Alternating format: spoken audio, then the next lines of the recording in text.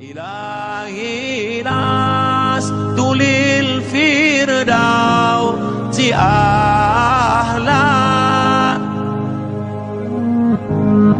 ولا أقوى على النار الجحيم.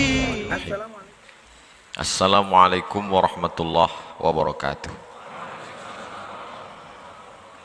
Dari bunyi sambutan salamnya kelihatannya semuanya sedang puasa. Alhamdulillah. Allahumma salli ala Sayyidina Muhammad wa ala ali Sayyidina Muhammad.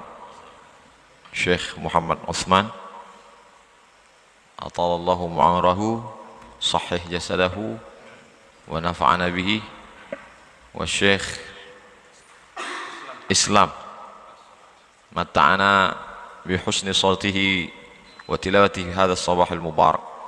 Kita, telinga kita, hati kita diberikan nikmat mendengarkan bacaan yang luar biasa di subuh yang penuh berkah, subuh Sayyidul Ayyam, hari yang dipilih Allah Subhanahu wa taala, dan kita bisa bersilaturahim di tempat yang paling mulia, tanah masjid, di waktu yang paling mulia, salat subuh. Aqimis salata liduluki syamsi ila ghasaqil laili wa qur'an al-fajr. Allah tidak menyebut yang lain sebagai Quran Fajr, tapi disebut Allah salat subuh karena ayat yang paling panjang dibaca dalam salat adalah Quran Al-Fajr, salat yang paling panjang bacaan ayat Al-Qur'annya di waktu subuh.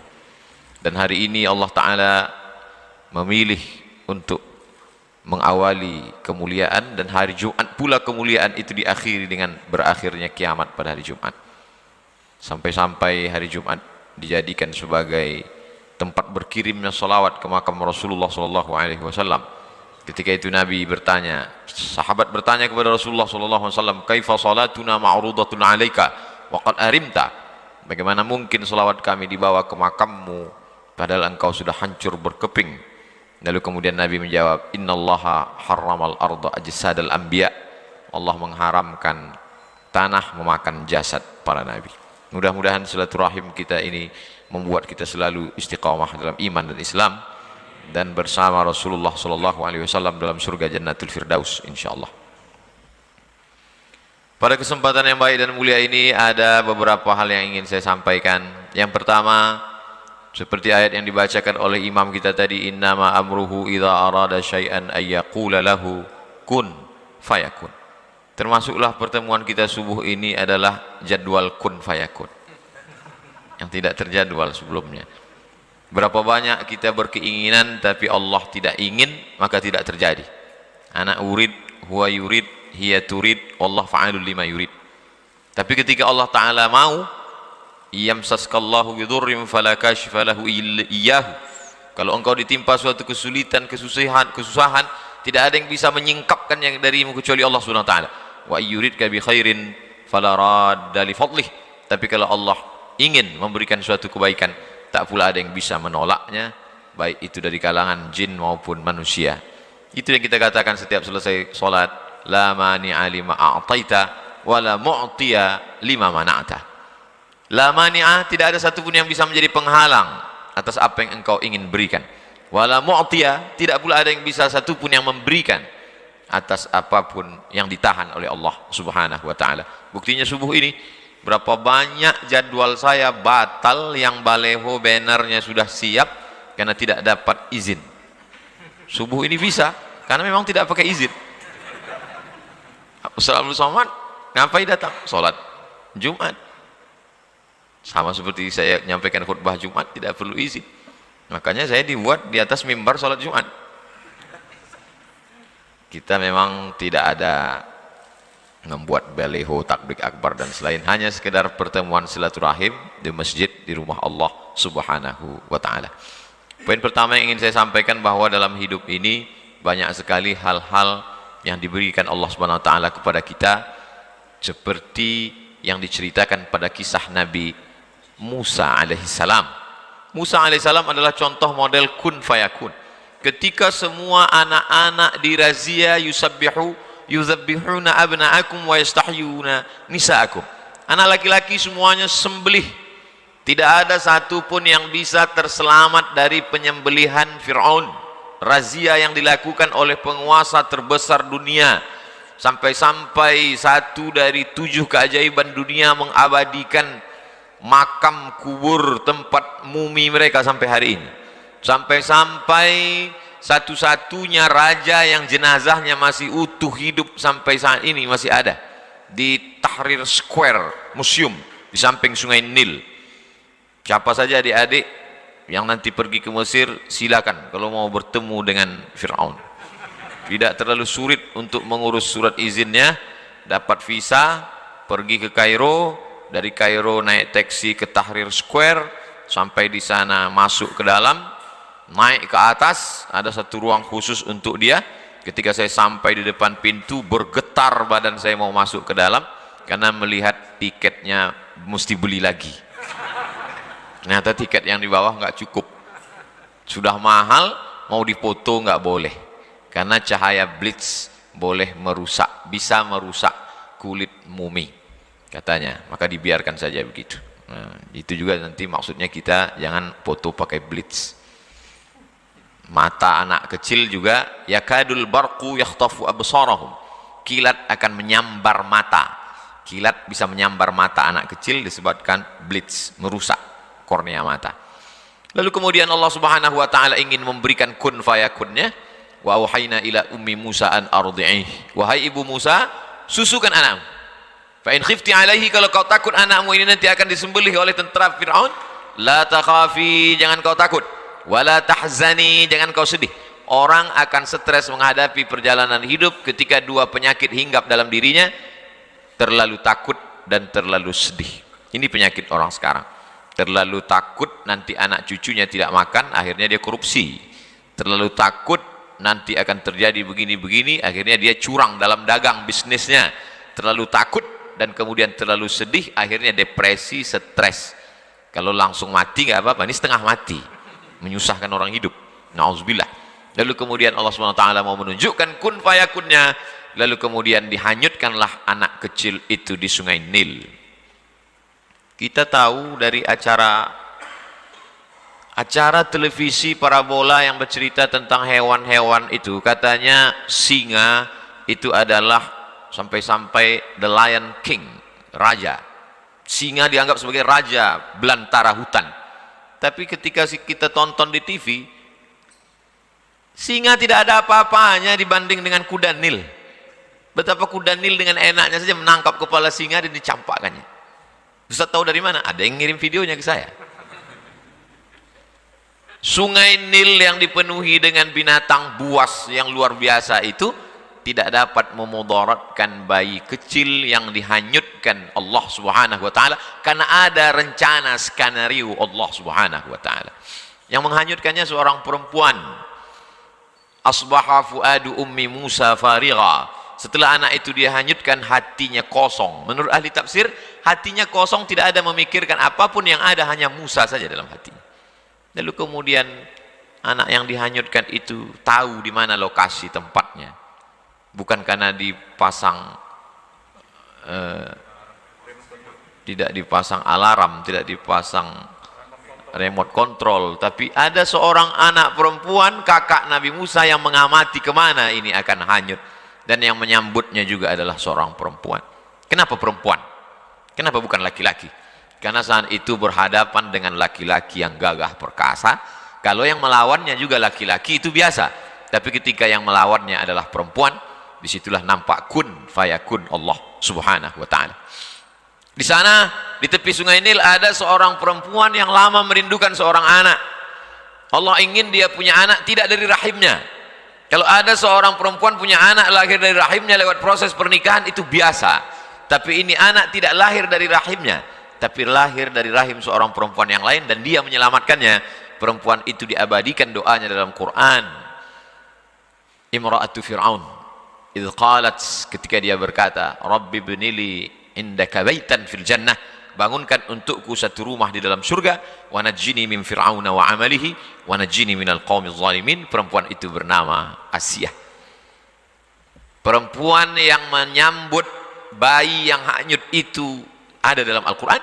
Perempuan yang menghanyutkan bayi itu juga ada dalam Al-Quran. tapi yang tampil ke depan adalah seorang laki-laki yang gagah perkasa, dengan tongkatnya membelah Laut Merah, dengan tongkatnya famfajarat min husnata asyrata aina, memancar 12 mata air.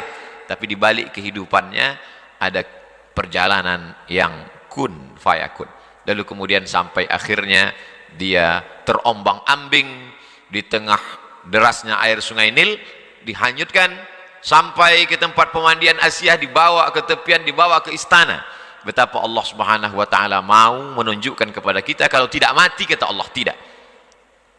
La in ijtama'atil ummatu ala ayyadurruka bi syai'in. Berkumpul orang satu dunia ini ingin memudaratkanmu, mencelakaimu, melukaimu, membunuhmu, tidak, kata Allah, maka tidak terjadi. Berkumpul pula seluruh umat di dunia ini ala ayyamfa'uka bi syai'in, ingin memberikan manfaat, menolongmu, mengangkat derajatmu, kalau tidak, kata Allah, juga tidak akan terjadi. Rufi'atil aqlam, pena sudah diangkat, wajaffatis suhuf, kertas lembaran sudah kering. Contoh bahwa tulisan takdir sudah ditetapkan Allah Subhanahu wa taala. Tapi saya tidak ingin gara-gara kultum subuh ini lalu semua anak-anak muda keluar dari masjid dengan keadaan lemah, lesu, letoy, lunglai, loyo, dan ketika ditanya, "Kenapa kamu kehilangan semangat?"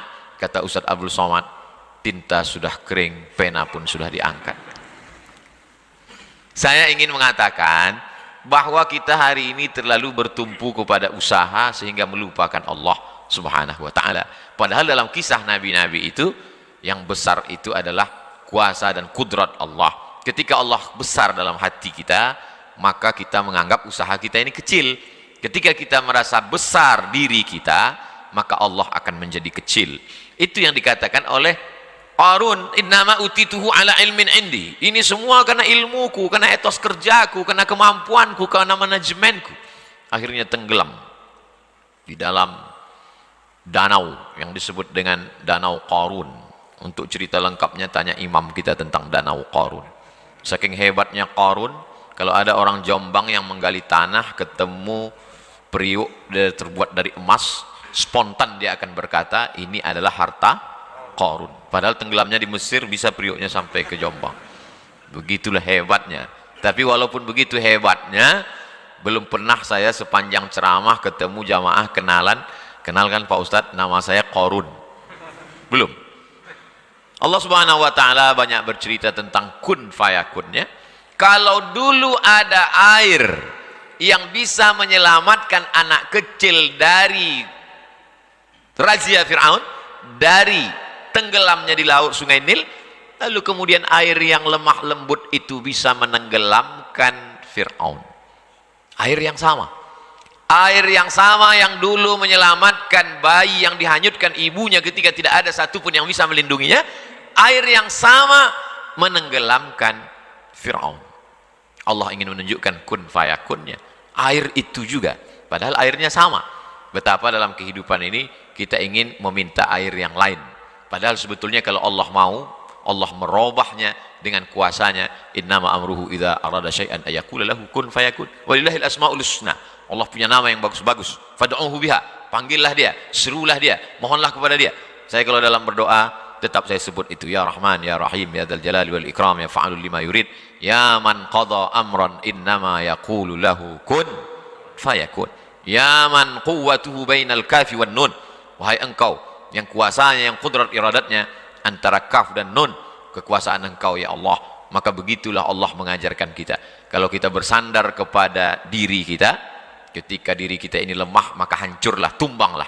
Tapi kalau kita bersandar pada kuasa Allah, saat tangan kita angkat dan mulut berkata Allahu Akbar, di situ ada kekuatan yang besar, yang luar biasa. Ketika semua manusia mengatakan dia akan mati, dia akan tenggelam, dia akan disembelih, dia akan tertelan air, tapi tidak, kata Allah. Ketika semua mengatakan dia akan selamat, bala tentaranya banyak, dia adalah Fir'aun, dia akan selamat melewati Laut Merah, tapi kata Allah tidak, maka dia tenggelam.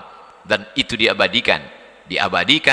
Al-yauma, hari ini, nunajjika, kami selamatkan engkau, bibadanika, dengan badanmu. Ini ayat pernah dikritik orang liberal. Kata dia, kalau dikatakan bahwa Fir'aun itu diselamatkan jasadnya, maka seluruh mumi itu juga jasadnya selamat. Seluruh mumi ketika digali gunung batu-batu besar, itu jasadnya selamat. Lalu apa keistimewaan Fir'aun? Dari mana orang bisa membedakan ini Fir'aun yang mengejar Musa dengan ini Fir'aun yang dijadikan raja-raja mumi itu? Mana perbedaannya? Ternyata Allah ingin menunjukkan ketika ada seorang pakar mumi diperiksa, ternyata di dalam paru-paru satu mumi ini ditemukan garam. Garam tidak akan mungkin bisa masuk ke paru-paru kita, karena paru-paru itu hanya dipakai untuk bernafas. Makanya kalau ada orang minum sambil ngobrol dan mungkin masuk setetes dalam paru-parunya, dia akan tersedak dan bersin, dia akan terbatuk. Kenapa begitu? Karena paru-paru mesti bersih, tidak ada unsur apapun. Lalu kenapa satu mumi ini ketika diperiksa paru-parunya ada garam?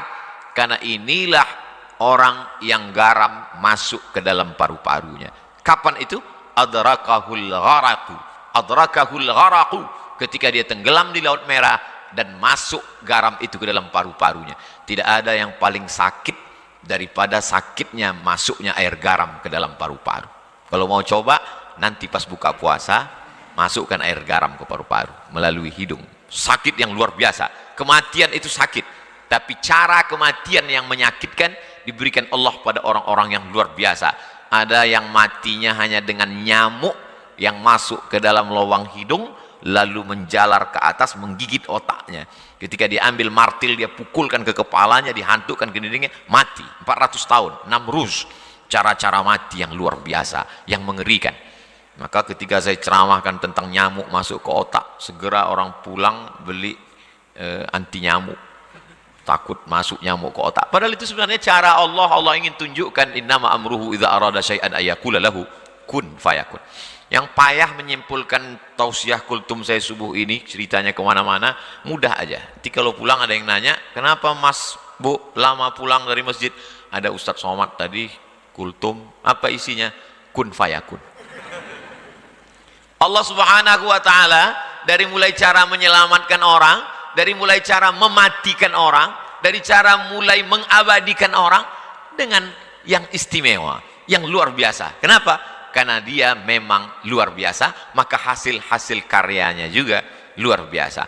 Fa'tabiru, ambillah i'tibar, pelajaran, faqsusil qasasa, ceritakan kisah-kisah itu ya Muhammad sallallahu alaihi wasallam. La'allahum yatafakkarun, mudah-mudahan mereka berpikir. Kalau lampu ini mati, kita cukup pencet stop kontak, dia akan hidup. Kalau AC ini mati, kita cukup ambil remote control, on, dia akan hidup. Tapi mengonkan otak ini adalah dengan kisah-kisah. Apalagi sekarang banyak orang otaknya tidak berfungsi karena sudah dihabiskan oleh handphone ini. Luar biasa. Maka satu-satunya lagi tinggal cara untuk mengaktifkan pikiran orang adalah dengan bercerita melalui mimbar sholat Jumat. Karena di dalam sholat Jumat, siapa yang man la'ibal hasa faqad laga, siapa yang main-main batu kecil, maka sungguh dia sudah melakukan perbuatan laga. Wa man laga fala jum'atalah, maka tidak sah Jumatnya. Waktu itu Masjid Nabawi itu lantainya masih pasir, jadi ketika sholat ada orang main-main batu, ada batu di bawah, hasa, batu-batu kecil. Maka kata Nabi, siapa yang main-main batu maka sia-sia. Dulu orang main batu, sekarang orang di masjid main batu juga, lihat-lihat batu cincin. Mohon maaf yang punya batu cincin, sia-sia. Orang tidak akan mungkin main handphone saat khutbah Jumat. Maka disitulah kesempatan khotib menyampaikan pesan-pesan berisi kisah-kisah untuk mengonkan, mengaktifkan. Karena kata Allah, faqsusil qasasa, ceritakan tentang kisah Musa, ceritakan tentang kisah Namrus, la'allahum yatafakkarun, mudah-mudahan mereka mau berpikir. Orang memfungsikan kaki, buktinya jalanlah 10.000 langkah sehari supaya Anda selamat dari osteoporosis. Orang memfungsikan mata, buktinya apa? Dokter mata, spesialis mata sampai S1, S2, S3. Orang memfungsikan jantung, buktinya apa? Ada satu rumah sakit khusus, rumah sakit jantung. Tapi untuk memfungsikan akal pikiran, maka dengan cerita kisah dalam Al-Quran. Bahkan ada orang barat yang bukunya isinya hanya cerita aja, kisah aja. A cup chicken soup for the soul. A cup, satu mangkok chicken soup, sup ayam for the soul, tapi bukan untuk perut. Satu mangkok sup ayam untuk jiwa. Jiwa tidak makan sup ayam, tapi ada satu mangkok ternyata isinya cerita saja. Betapa orang mendengar cerita, dia ingin berpikir dan dia sendiri menemukan solusinya. Saya menemukan buku itu ketika bongkar-bongkar lemari saat saya kelas 2 SMP Sanawiyah. Sampulnya warna hijau, tulisannya warna kuning. Baca, banyak kisah, cuman yang ingat hanya beberapa. Ada seorang guru baca berita ada iklan penawaran NASA, Badan Antariksa Amerika, akan menyeleksi orang yang akan naik ke bulan. Seleksi 3.000, dia lulus. Dari 3.000 orang menjadi 300, dia lulus juga. Dari 300 menjadi 30, dia lulus juga. Dari 30 hanya beberapa orang yang akan naik kapal bolak-balik antariksa naik ke bulan. Tidak lulus. Stres, depresi, malu, putus asa. Akhirnya dia nonton TV di rumah tentang keberangkatan pesawat bolak-balik akan ke bulan. Begitu dia tonton, makin stres, makin depresi. Andai aku berada di kapal itu, andai nama aku tertulis di koran, andai. Begitu pesawat itu mulai, dalam hitungan detik, 1, 2, 3, 4, belum sampai 1 menit, tiba-tiba pesawat itu meledak, meletup, hancur berkeping. Di saat itu juga dia berterima kasih kepada Tuhan, untung aku nggak lulus. Andai saja lulus di situ. Padahal berapa detik yang lalu dia berkata, mengapa aku tidak di sana? Mengapa aku tidak lulus? Belum lagi berakhir menit itu, di saat itu juga dia berkata, untung saja aku tidak lulus. Betapa kita menilai hidup ini menurut pandangan kita. Padahal ada yang lebih indah menurut rencana Allah Subhanahu wa taala, tapi dengan cara mengikuti kehendak Allah. Cerita saya ini jangan dipotong. Saya tidak ingin juga ada adik-adik mahasiswa ketika ditanya sama bapaknya pulang, kamu udah selesai semester 8? Belum Pak. Kenapa? Ada hikmah-hikmah yang bisa kita petik dari perjalanan panjang ini. Cuman kita belum bisa menangkapnya karena hanya Allah. Nanti akan ditunjukkan Allah di akhir zaman Pak. Saya takutnya bapaknya tidak ngamuk, dengan senyum dia katakan, betul yang kau katakan, maka dari semester 9 dan berikutnya kau carilah uang kuliah sendiri. Itu bisa kita katakan kalau kita sudah ikut aturan Allah semuanya. Dari A sampai Z kita sudah ikut, tiba-tiba terjadi di luar rencana kita, baru kita katakan ini adalah rencana Allah Subhanahu wa taala. Kun fayakun membuat kita menjadi kuat. Tidak ada putus asa bagi orang yang meyakini kun fayakun. Sekarang diundang motivator untuk ceramah ke hotel, membangkitkan semangat. Dihidupkanlah screen, matikan lampu, audio visual, semangat untuk membangkitkan. Tapi begitu acara selesai, lampu hidup, screen mati, semangat pun mati juga. Kenapa? Karena dia datangnya dari ekstern, dari luar. Tidak bisa. Semangat hidup bangkit dari dalam. Semangat hidup apa? Semangat hidup kun fayakun. Di saat tidak ada tempat bergantung, ibu adalah orang paling tempat bergantung. Tidak ada tempat bergantung selain ibu. Tapi di saat itu ibu pun menghanyutkan dia. Allah sedang ingin mengatakan tidak ada tempat bergantung bagi engkau wahai Musa kecuali hanya aku. Begitu juga yang dialami oleh Nabi Muhammad SAW. Ayahnya Abdullah meninggal, diasuh oleh ibunya Aminah meninggal, diasuh oleh kakeknya Abdul Muttalib meninggal, diasuh oleh pamannya Abu Talib pun meninggal, istrinya Khadijah meninggal juga. Anak-anak perempuannya semua meninggal. Kecuali satu terakhir 6 bulan setelah itu barulah meninggal. Lalu kemudian apa tempat dia bergantung? Tak ada tempat bergantung. Dia berharap menganggap nanti orang Taif akan menolong. Berjalan kaki dia dari kota Makkah menuju Taif. Karena kalau dia naik onta, naik keledai, naik kuda, nanti dianggap dia akan pergi jauh, dia akan dibunuh. Dia jalan kaki 100 km sampai ke Taif. Orang Taif tidak menyambut dia dengan tala'al badru alaina. Orang Taif tidak menyambut dia pakai banner, baleho dan umbul-umbul. Mereka sambut dia dengan lemparan batu. Akhirnya dia mengadu ke balik bukit dan berkata, Ilahi, ilaika ashku dha'fa quwwati. Kepada engkau aku mengadukan kelemahanku wa qillata hilati. Ketidakberdayaanku wa hawani. Kehinaanku di tengah manusia. Anta rabbul mustad'afin. Engkaulah tempat aku berlindung ya Allah. Pada saat itulah baru Allah menunjukkan kun fayakunnya. Setelah perjalanan panjang, di akhir itu baru datang kun fayakun. Malakul jibal, malaikat jibal, malaikat penjaga segala bukit di dunia ini berkata, ya Muhammad SAW, tunjukkan mana tunjukkan mana gunung yang paling besar, Jabal Qu'ayqi'an dengan Jabal Abi Qubais. Tunjukkan, akan kutimpakan kepada mereka, rata mereka dengan tanah. Apa jawab Nabi? Asallah an yukhrij min aslabihim man ya'budullah wa la yusyrika bihi syai'a. Ya Allah, keluarkan dari tulang sulbi mereka anak cucu yang akan menyembah engkau, tidak mempersekutukan engkau dengan apapun.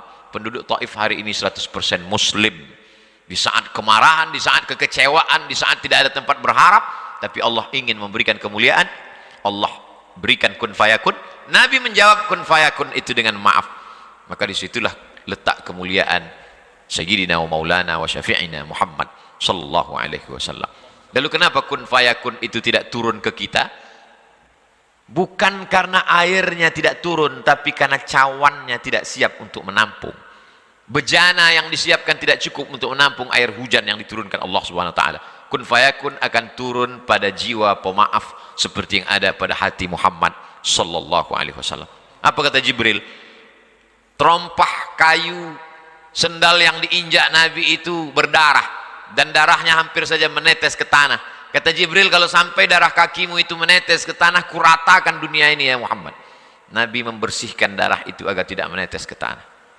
Andailah datang malaikat Jibril berkata kepada Abdul Somad, andai darah itu menetes ke tanah, akan kumatikan semua haters-hatersmu Abdul Somad. Langsung saya injakkan kaki saya itu ke tanah.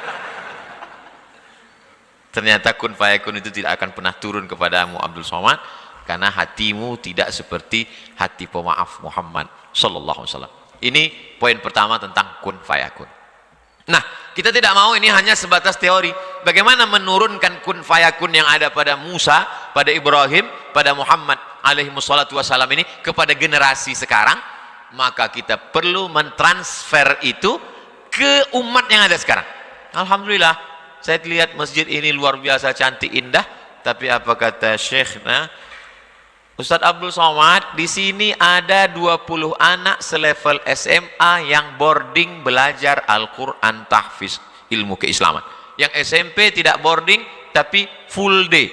Full day maksudnya penuh satu hari, malamnya enggak di sini lagi. Inilah cara kita untuk mengembalikan lagi kun fayakun yang pernah ada mampir di dalam hati Musa, yang pernah bersemayam di dalam hati Ibrahim. Kita tarik lagi ke hati umat yang ada sekarang melalui lewat pendidikan Islam. Macam-macam. Lain padang, lain belalang, lain lubuk, lain ikannya, lain kepala, lain idenya. Ada idenya dengan membuat masjid bagus, lalu kemudian ada lembaga pendidikan. Ada idenya untuk memajukan taman pendidikan Al-Quran dengan program 1000 TPQ seluruh dunia, sehingga kualitas anak-anak, guru fisika PNS, guru kimia digaji mahal, guru matematika bisa dapat beasiswa S1, S2, S3, tapi guru ngaji digaji 300.000 sebulan, gajiannya 3 bulan sekali, disunat massal. Bagaimana kun fayakun itu bisa mampir ke dalam hati anak-anak kita? Maka mesti ada perbaikan kurikulum, perbaikan pendidikan, program-program, dan masjid apa namanya Ustaz? Masjid Ar-Rayyan. Ada satu pintu surga yang tidak dimasuki kecuali hanya orang yang berpuasa, Ar-Rayyan. Tapi kita sudah masuk duluan ke Ar-Rayyan. Dan masuknya saya ke Ar-Rayyan dalam keadaan berpuasa. Abdul Somad, semua manusia ingin mendatangkanmu ke Ar-Rayyan, tapi aku tidak, kata Allah. Kau tak bisa datang. Tapi kalau aku berhendak, kata Allah, maka di saat berpuasalah kau masuk ke dalam Ar-Rayyan. Allah Ta'ala punya kuasa. Ajib. Segala tindak tanduk perbuatan Allah itu ajib. Makanya jin-jin pun berkata, inna sami'na Qur'anan ajaba. Ajib, menakjubkan, amazing, luar biasa.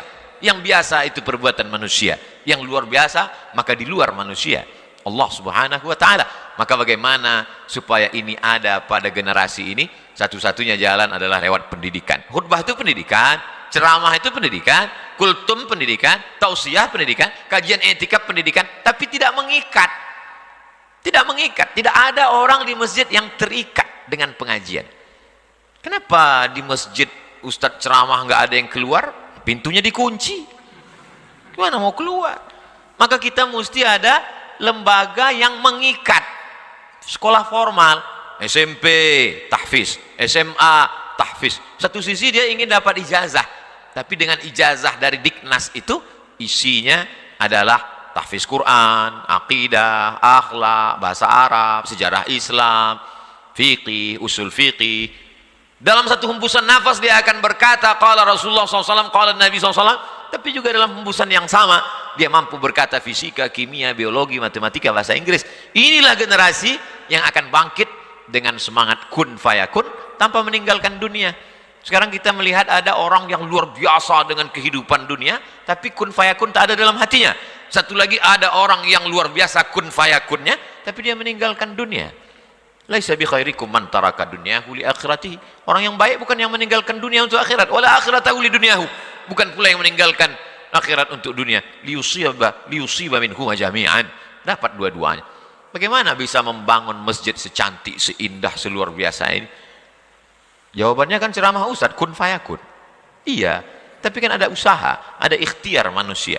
Masjid Ar-Rayyan Jombang sedang menunjukkan kita bagaimana kita mengkombinasikan makna kun fayakun sesuai antara ikhtiar dengan usaha manusia. Yang terakhir, kosong hampa perbuatan itu kalau tidak ada Allah di dalamnya. Tidur menjadi berisi kalau ada Allah di dalamnya. Bismika Allahumma ahya wa amut. Jangan dibaca waktu pengajian. Makan menjadi berisi, berkualitas kalau ada Allah di dalamnya. Allahumma barik lana fima razaqtana wa qina adzabannar. Tapi puasa menjadi tidak bernilai kalau tidak ada Allah di dalamnya. Bagi siapa yang tidak berniat di dalam hati bahwa dia akan berpuasa. Ibadah kosong. Salat kosong kalau tidak ada lillah. Tapi perbuatan yang bukan ibadah malah menjadi ibadah kalau ada Allah di dalamnya. Tapi ceramah saya jangan dipelesetkan. Nanti satu hari main game online terus. Kamu dari pagi main game. Kalau ada Allah di dalamnya, maka dia pun akan bernilai ibadah, kata Ustadz Somad tadi. Ini banyak sekarang. Saya yang di masjid ini insya Allah tidak akan mempelintir ceramah saya. Tapi kan ini direkam. Itu bisa sampai kemana-mana. Nah, maka 3 poin yang saya sampaikan. Pertama, kun fayakun para nabi. Yang kedua, kita transfer, kita ambil itu ke generasi sekarang. Yang ketiga, bahwa tidak akan ada makna dalam suatu perbuatan tanpa ada Allah. Mudah-mudahan pertemuan kita ini pun pertemuan karena Allah. Rajulani, 2 orang. Tahabba fillah, berkasih sayang karena Allah. Ijtama'a alaih, bertemu karena Allah. Wa tafarraqa alaih, berpisah pun juga karena Allah. Saya akan melanjutkan perjalanan ke Pulau Bangka Belitung, setelah itu ke Palembang, setelah itu ke Riau, setelah itu baru balik ke Jombang lagi. Terima kasih, jazakumullah khairan, barakallahu fikum. Mudah-mudahan Allah senantiasa menjaga hati kita. Terima kasih. Wassalamualaikum warahmatullahi wabarakatuh. Ilahi nas tulil firdausi